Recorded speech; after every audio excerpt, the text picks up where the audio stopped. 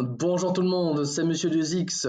Donc dans cette vidéo, nous allons continuer notre activité et je vous conseille de reprendre le petit tableau de valeur que vous avez dû construire à la première question, dans la première vidéo. Donc nous continuons notre exploration et nous allons tenter de répondre à la question suivante. On va essayer de représenter graphiquement sur deux graphiques différents les prix observés en fonction du nombre d'heures. Donc, étant donné que le nombre d'heures, c'est la variable indépendante, on la placera sur notre axe horizontal, et vu que le prix est la variable dépendante, c'est elle qu'on va placer sur l'axe vertical. Donc voilà théoriquement le graphique que vous devriez obtenir si vous placez vos points pour le premier garagiste. Voilà l'allure que vous devriez avoir. Donc, on observe bien ici le 0, 0. Lorsqu'on a 1 heure, on paye 70. Alors, lorsqu'on a 2 heures, on paye 140. Lorsqu'on a 3 heures, 4, 5 heures, etc., etc. Alors, la question n'est pas, le problème ne se situe pas au niveau des points eux-mêmes, parce que ça, on peut les placer dans notre graphique. La question qu'il faut se poser, c'est est-ce qu'il y a un sens à relier tous ces points ensemble? Et on remarque ici, dans cet exemple, tous ces points sont parfaitement alignés sur une droite. Mais la question, c'est est-ce qu'on peut les relier ensemble? Eh bien, est-ce qu'il y a un sens? Oui, il y a un sens. Alors pourquoi? Imaginez que je travaille, on va dire, 10 minutes.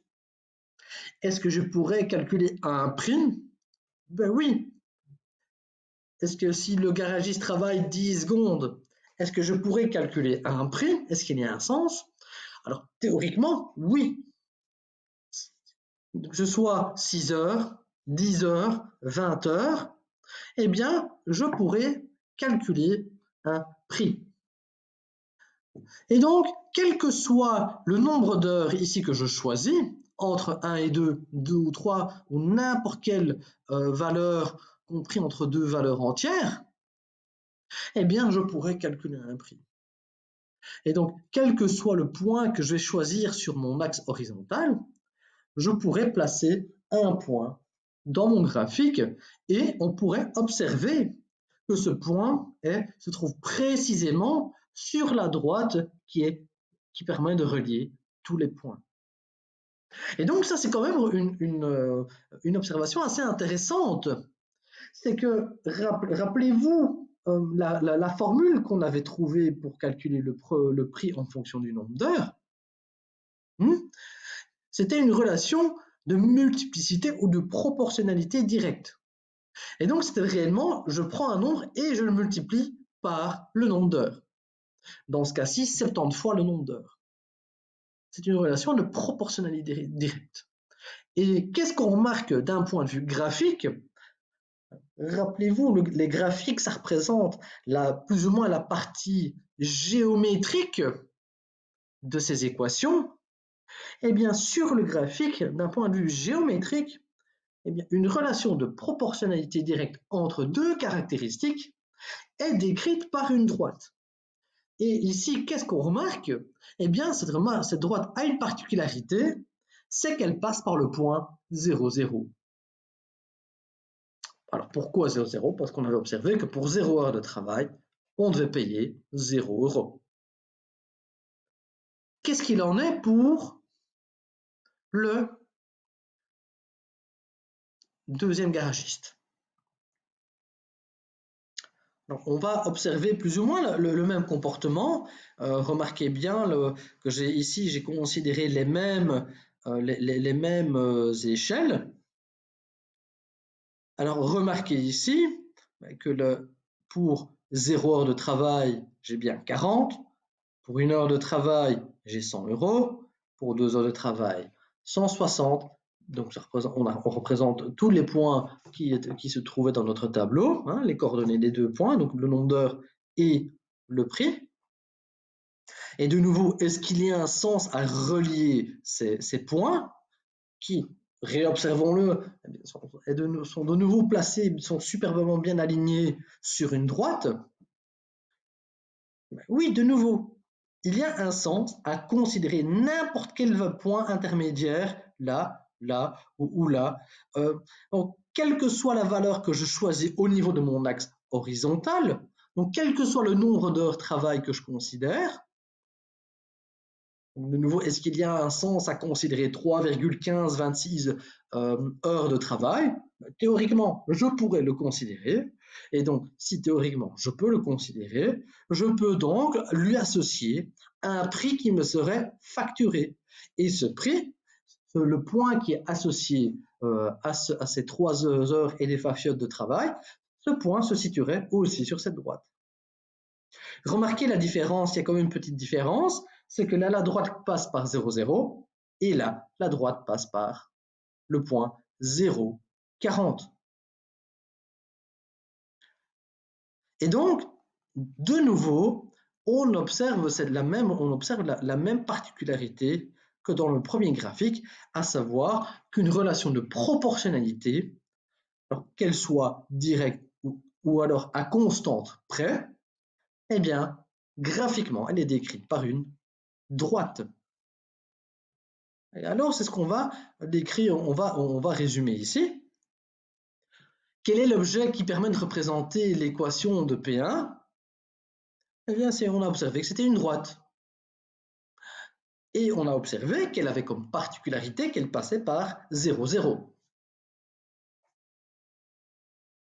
L'objet permettant de représenter le prix demandé par le deuxième garagiste, eh bien, c'est de nouveau une droite.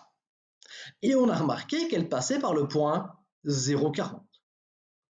Remarquez que le point 0,40, pourquoi 40? Eh bien, ça faisait référence au 40 ici. 40 € était le prix qui était demandé pour la main-d'œuvre, et donc le prix qui me serait facturé si le garagiste, théoriquement, ne travaille pas. Dans ce cas-ci, on a ici 0, parce que théoriquement, lorsque le garagiste ne travaille pas, rien ne m'est facturé. C'est comme si j'avais plus 0 ici. Et donc voilà une deuxième idée importante sur les équations du premier degré à 2 inconnus, ou les équations de droite, c'est justement cette idée que une équation du premier degré à 2 inconnus permettra de toujours représenter une droite graphiquement, sera toujours représentée par une droite de manière graphique. Et cette équation du premier degré à 2 inconnus représente une relation de proportionnalité.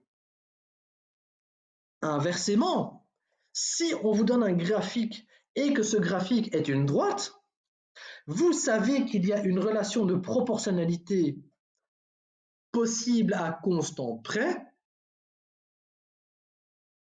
et que l'équation qui permet de relier les deux caractéristiques tracées s'écrira soit sous cette forme, soit sous cette forme. Ce sera toujours le cas. Et vous ne pouvez pas vous tromper. Alors, petit mot de vocabulaire, très important. Les coefficients qui se trouvent ici devant le nombre d'heures, mais qui se trouvent de manière générale devant votre variable indépendante, en général le x, eh bien, on dira que ces coefficients sont les pentes de vos droites. Vous vous rappelez les petits schémas, le petit schéma tantôt, des autres vidéos. Lorsqu'on augmente le nombre d'heures de travail de 1 heure, le prix est augmenté de 70 dans le premier cas ou de 60. Eh bien, c'est ça, ce sont ça vos pentes. Les coefficients là, le coefficient qui se trouve dans votre schéma en bas, eh bien, ça représente votre pente. ou alors devant votre coefficient, ici vos deux coefficients, votre variable, devant votre variable indépendante. Et donc on parlera de pente ou de coefficient angulaire de votre droite. Coefficient angulaire, il y a une raison, on en discutera plus tard. L'autre coefficient ici, le plus 40, ou alors le plus 0 ici qui n'est pas écrit, eh bien, on dira que c'est l'ordonnée à l'origine de votre droite. Ce sera donc la valeur, le nombre qui sera affiché ici. Ce sera donc, dans le cas du garagiste ici, le prix que vous devez payer lorsque le nombre d'heures est à 0. Donc de manière générale, lorsqu'on écrira Y et ici X, donc la valeur ici, ce sera donc la valeur que vous obtiendrez lorsque votre variable indépendante, donc votre X, vaudra bulle. Donc voilà, j'espère que cette vidéo vous a permis de comprendre le lien entre équation du premier degré à deux inconnus et les droites, et qu'elle vous a permis de comprendre les notions de pente et d'ordonnée à l'origine. Voilà, dans la vidéo suivante, nous allons effectuer un petit résumé et nous ferons quelques exercices. À très bientôt. Au revoir.